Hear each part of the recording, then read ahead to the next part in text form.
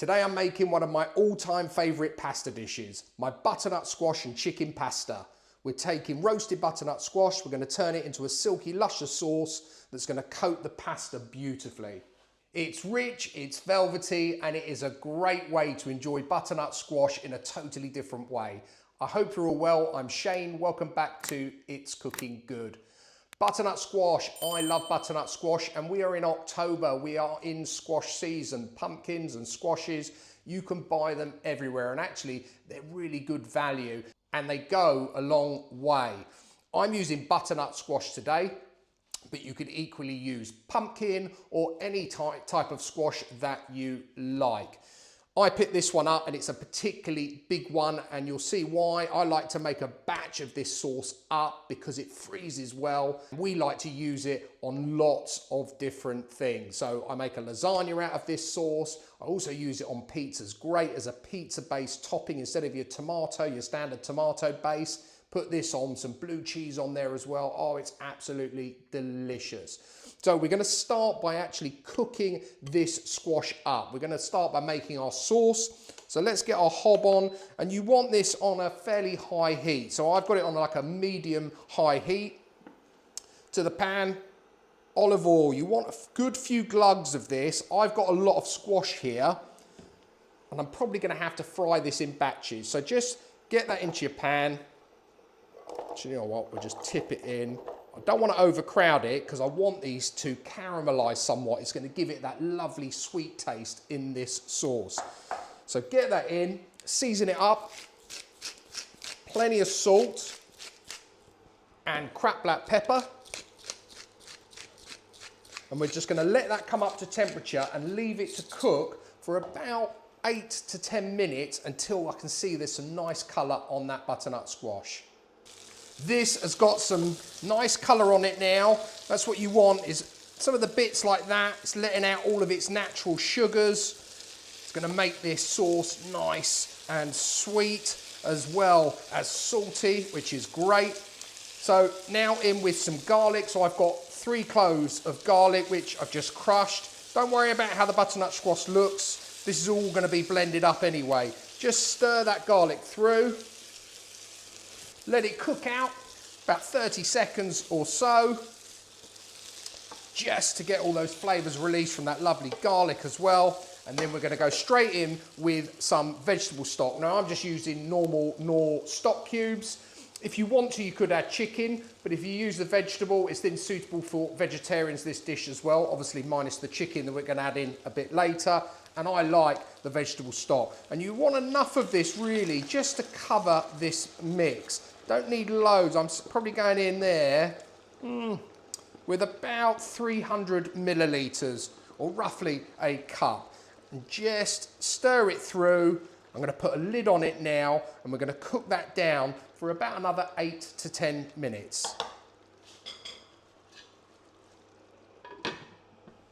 Okay, let's have a check on it. That's been cooking now for about 7 or 8 minutes. And you just want to check and make sure that your butternut squash is all cooked through nicely, which mine is. So just cook it until the butternut squash really is cooked. We now need to leave this and let it cool, because I don't want to put it in a food processor when it's hot. I've done that before, made that mistake, and it's gone all over the kitchen. So I'm going to leave that to cool, and then when we come back, we can make up the final sauce. Once your butternut squash mixture is nicely cooled, you need yourself a food processor or a blender like this. And we're going to add some milk. You probably want a little bit of that liquid in first, and we're going to add some more in a minute, only because this goes quite thick and we don't want that food processor jamming up. And then just spoon in your butternut squash. Try and keep it in the actual blender itself. I normally spill it everywhere. There we go. Probably got too much here to do in one fell swoop. So we'll just put that in for the moment. Get that onto your food processor, and then to that we're going to add some Parmesan cheese, good handful. I'm going to keep some back, that's it, and then I'm going to top it with a little bit more milk. Get your lid on and give it all a good blitz. That's it, we are done. What we want to do is just check the consistency of this. And that's what you're looking for. Look how smooth and silky that is. Let's just try it, make sure, see if it needs any more seasoning. So good.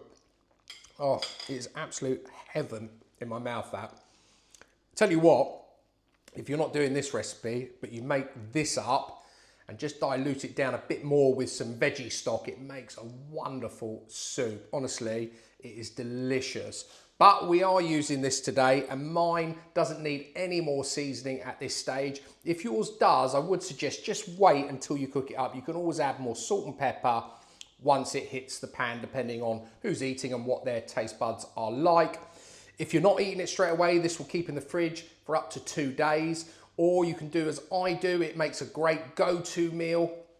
And I put this into freezer bags. So 2 portions of this sauce in each freezer bag. And then when we get home, if we're late in, I know I can just chuck it in the pan and cook up a meal in no time at all. And it is a real winner in this house. Anyway, we're using some now, but I'm going to put it to one side for the moment. At this stage, you need to get your pasta on the boil. As I always say, cook it, pack instructions, minus a minute or 2. You want it al dente. Use whatever pasta you like. You want something that the sauce is going to cling to, but I'm using rigatoni. Tagliatelle works really well. So does spaghetti. Fusilli even better. And if you can get your hands on it, orecchietti is delightful. But it's hard to find. I know Lidl do it when they're having their Italian week sometimes. So if you see it, definitely grab yourself a couple of bags, and it's really good value in there. So let's get our hob back on. I'm going to use the same pan that we've cooked our sauce in. And here I've got 1 chicken breast. And all I've done is I've sliced it into strips. If you've got like a pack of cooked chicken, use that as well. You don't have to use raw chicken and cook it up. If you want this to be an even quicker meal, just use pre-cooked chicken, throw it in, it will come together in a flash. Someone has mentioned to me, a couple of good friends of mine, Mark and Hannah, about mentioning protein, and I am no health expert. I'm certainly no dietitian. I know how to eat food, but I don't know much about all the goodies and baddies in everything. But I do know that chicken is full of protein. And when I looked on the pack, there's 30 grams of protein per 100 grams of chicken. But these were quite big, so I'm assuming I've probably got about 70 grams worth of protein here. And from reading about it this afternoon, I realised it depends on your weight, how much the recommended daily dose of protein is. Anyway, I'll leave that to you. So let's hit that pan with a little bit of olive oil, just a touch, just to help that chicken along. And all you want to do with the chicken, to be honest, is just seal it. So get that in, give it a stir around.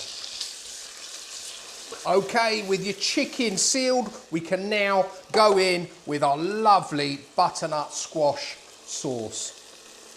So just pour some in. Again, if you want this thinner, just thin it out a bit. You can add a bit of stock now. That's it. Stir that through. Lovely. I've just got this on a medium heat now. And into that, I'm going to add some basil leaves.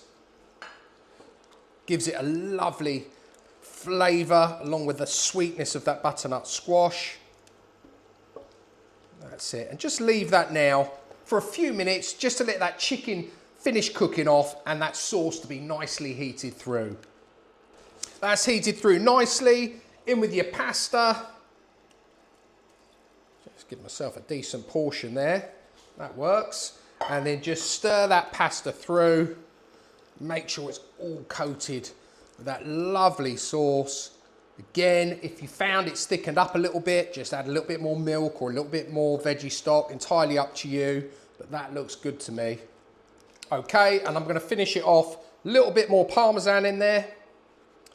Stir that through. I love parmesan cheese. I'm a bit of a parmesan fiend. That's it. Okay, let's move that to one side. Let's switch that off. We'll bring in a bowl and let's dish this up. Oh, there we go.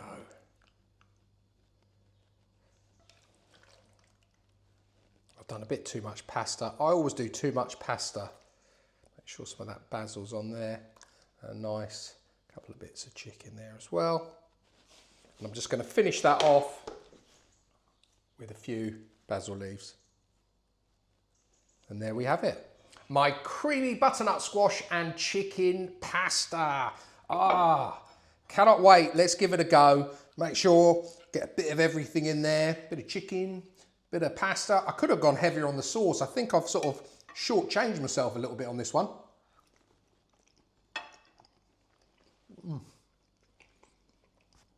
Wow. One taste and you are hit by this combination of sweet, salty and tangy notes. Oh, it's absolutely amazing.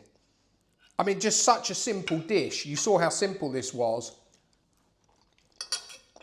By God, does it pack a punch? It's creamy, it's silky, just melts in your mouth, that sauce, leaving a beautiful flavour that just lingers in your mouth. Every mouthful just feels indulgent, and it's such an inexpensive dish and so easy to make. You definitely need to make sure you get some caramelisation on that butternut squash. You don't have to do it in the pan as I did. If you prefer, you could do it in the oven on a baking tray. You probably need that preheated to about 180°C, maybe 200, and you're going to have to cook it for a bit longer, probably 35 to 40 minutes or until you've got some nice colour on them, but that would work as well. Can't stop eating it. Give this one a go. It's a perfect midweeker, but would equally impress if you've got people coming over for a bite to eat. They'll think you've spent hours and hours on this. And remember, you can prepare most of it ahead of time, so it's a win-win. That's it from me for today. I really appreciate you watching. If you're new to the channel and you like the content, don't forget to hit the subscribe button. Please also like, share and comment. If you'd like to see me cook other butternut squash recipes or pumpkin recipes or any other autumnal food, do let me know and I will try my best to cook it for you. I'll leave all of the details of today's creamy butternut squash and chicken pasta down below in the description as always. And all that's left for me to say is until next time, it's cooking good.